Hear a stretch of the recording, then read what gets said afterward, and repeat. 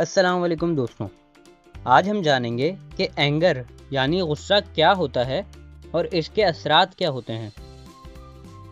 ہر شخص کے لیے غصہ آنے کی وجوہات الگ الگ ہوتی ہیں۔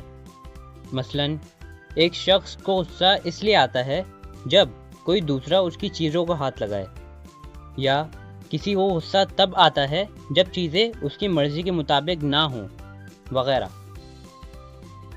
جب کسی بھی شخص کو غصہ آتا ہے اس دوران اس شخص کے دماغ کا ایک حصہ، جسے انگریزی میں ایمگڈلا کہا جاتا ہے، وہ حرکت میں آ جاتا ہے۔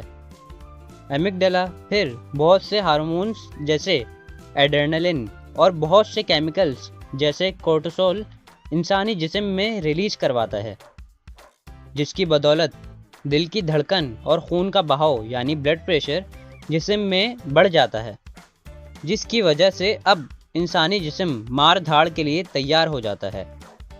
قدرت کی یہ طاقت ہمارے آباء و اجداد کو جانوروں سے لڑنے کے لیے دی گئی تھی، مگر اب جب ہم ایک باہمی اتفاق والے سماج میں زندگی بسر کرنا چاہتے ہیں تو ہمیں چاہیے کہ ہم اپنے غصے پر قابو رکھیں۔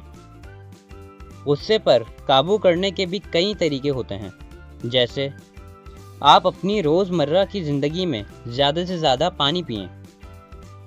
جب غصہ آئے تو لمبی لمبی سانسیں بھریں۔